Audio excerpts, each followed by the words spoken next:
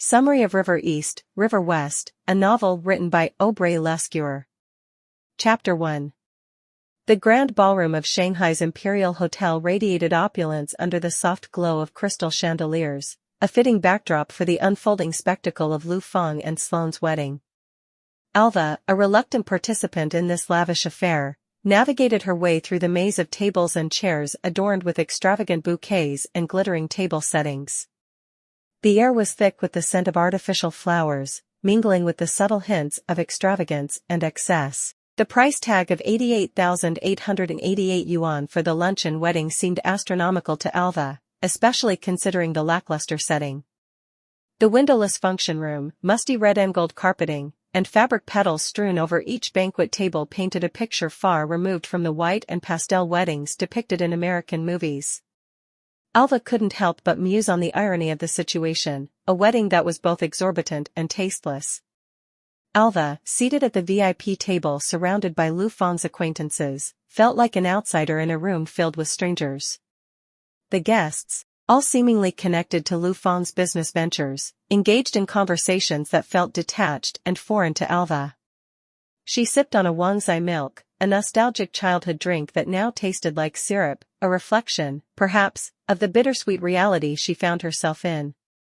Her mother, Sloane, had desired a grand wedding, and Lu Feng, with his business connections, had managed to fill the space with his associates. Alva observed the conspicuous presence of young plus-ones, presumably not wives, but rather accessories to Lu Feng's guests. Chanel and Louis Vuitton bags, flaunting their logos, were nonchalantly slung over chairs, signaling a display of wealth that felt performative.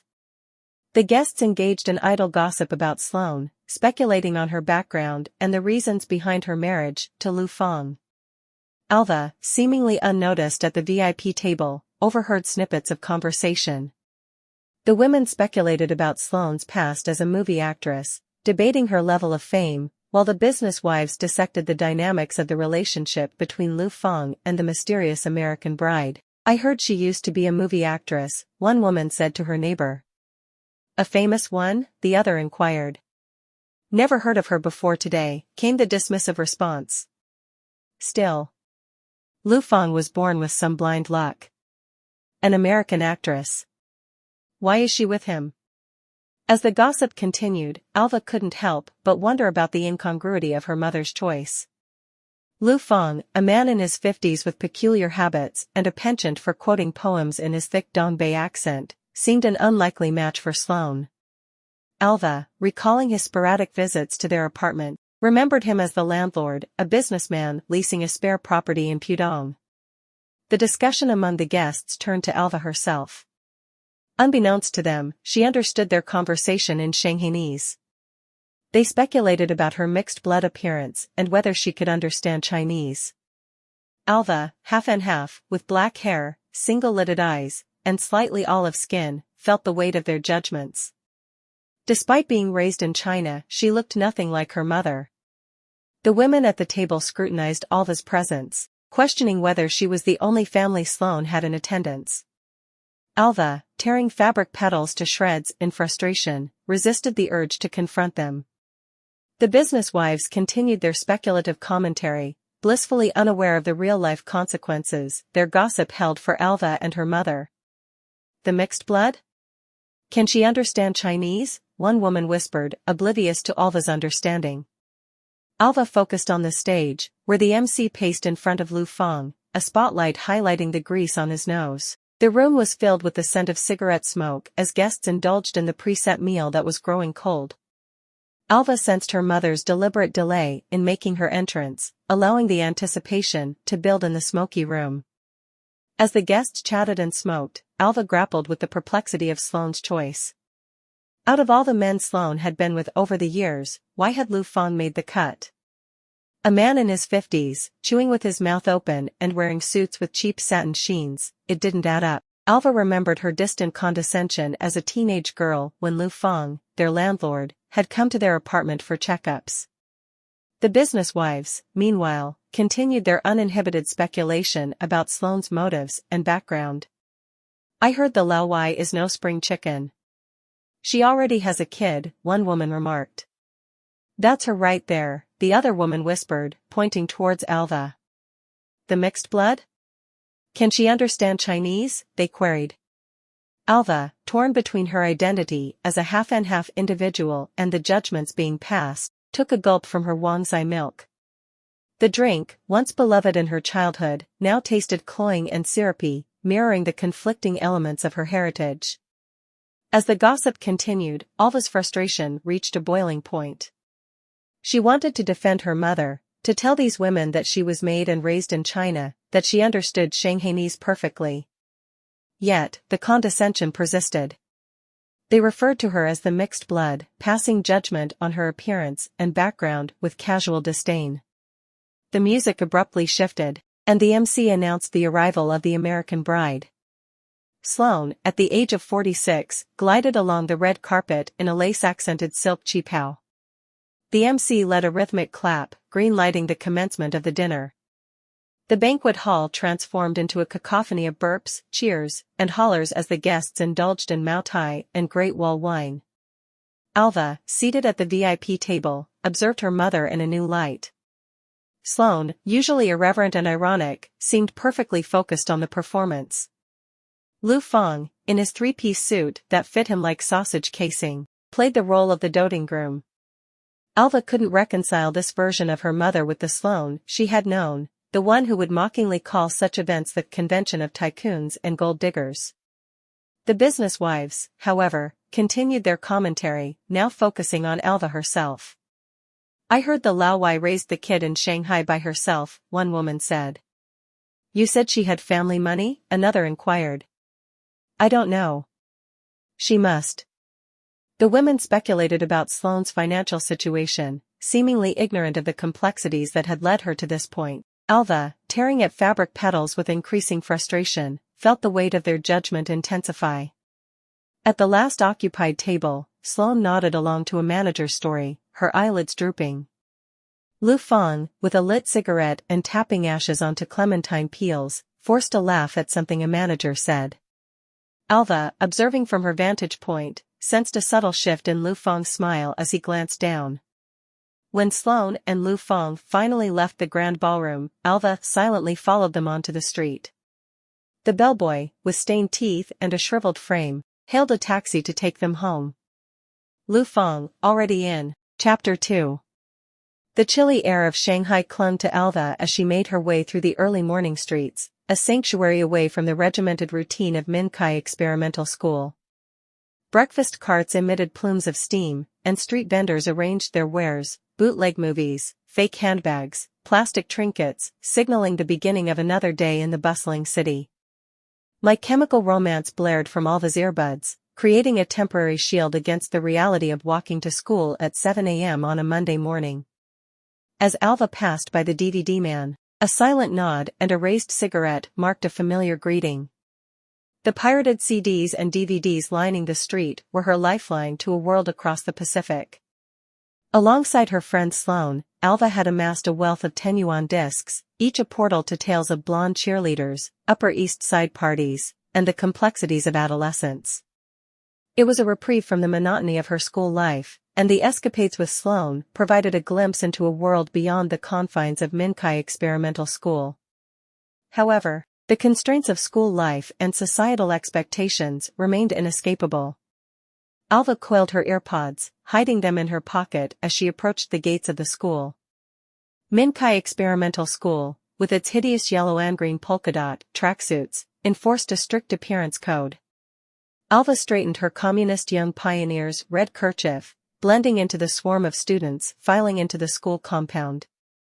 The school's disciplined delegates lined the entrance, ready to pounce on any student deviating from the appearance rulebook. Alva, feeling the weight of her role as a homework delegate, slunk dejectedly towards her classroom, 9-1.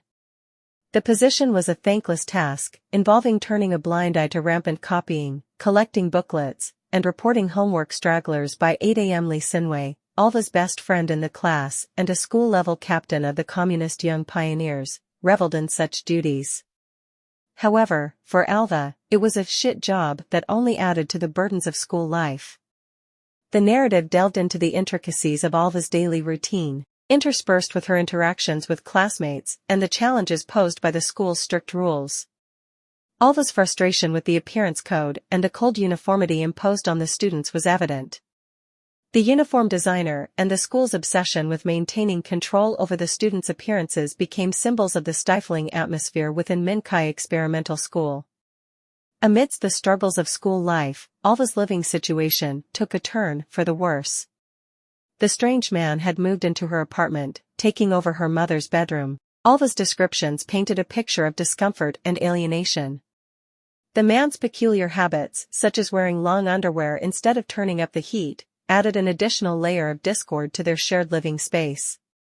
Despite the man's apparent wealth, the apartment felt colder, not just in temperature but also in atmosphere. The narrative explored Alva's feelings of displacement within her own home, highlighting the clash between her desires and the unwelcome intrusion of the strange man. The apartment, once a source of gratitude, now served as a reminder of the compromises Alva's family had made. The story then shifted its focus to the school's pursuit of the elusive hentai lord, a mischievous internet user who had disrupted the school forum with explicit content. The authorities intensified their efforts to uncover the identity of hentai lord, creating an atmosphere of paranoia within the student body. Alva, secretly the mastermind behind hentai lord, confided in Lee Sinwei, revealing her double life. The revelation added a layer of tension to Alva and Lee Sinwei's friendship. Lee Sinwei, wearing the badge of the communist young pioneers, grappled with the conflict between loyalty to her friend and her duty to report wrongdoing. The narrative explored the complexities of teenage rebellion and the consequences of challenging societal norms. The hunt for hentai lord became a symbol of the school's struggle to maintain control over its students. Alva's mischievous act, born out of a desire for diversion and a sense of power, disrupted the school's routine. The explicit content posted by hentai lord served as a rebellious assertion in a society that shied away from discussions about sex. The narrative seamlessly wove together the threads of Alva's school life, her rebellious acts, and the challenges within her home. The discomfort within her family and the clash between societal expectations and personal desires formed a poignant backdrop to the story. The looming Zhongkao, the high school entrance exam, served as a constant reminder of the pressures faced by the students. As the day unfolded, the story delved into Alva's academic challenges, portraying the school's emphasis on a narrow set of subjects, Chinese, math, and English, at the expense of other disciplines.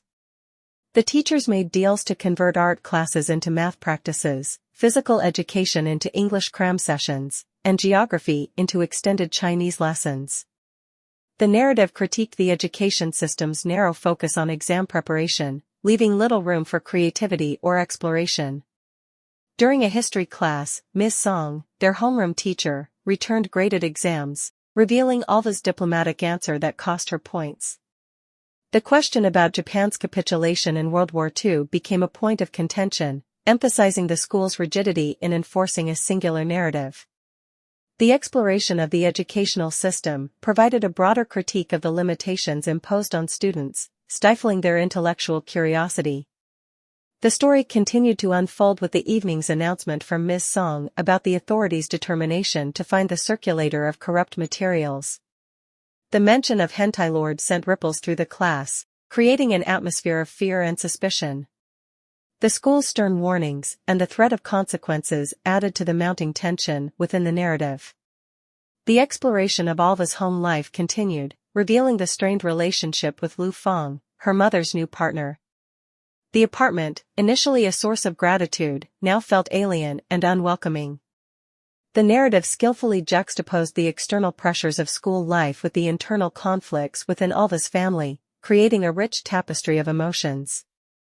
As Alva returned home, the chilly atmosphere extended beyond the temperature of the apartment. The cold, impersonal decor emphasized the emotional distance within the family. The strained relationship between Alva and Lu Feng, coupled with the unwelcome intrusion of the strange man, added layers to the narrative. The complexity of family dynamics became a central theme, exploring the compromises and tensions that often accompany change. The story then unfolded into a virtual conversation between Alva and Gao Xiaofan, a classmate and fellow rebel. The exchange on QQ Messenger revealed a connection between the two, a shared defiance against the constraints of school and societal expectations. The narrative hinted at the potential for camaraderie and understanding among the students, transcending the superficial divisions enforced by the school. In the closing scenes, Alva chose isolation over joining her mother and the strange man to watch a movie. The disappointment in Sloane's voice echoed the emotional distance within the family. The story masterfully blended the mundane struggles of adolescence with the broader societal challenges faced by Shanghai's youth, creating a rich tapestry of emotions and conflicts. In the end, Alva's journey became a poignant exploration of identity, rebellion, and the intricate,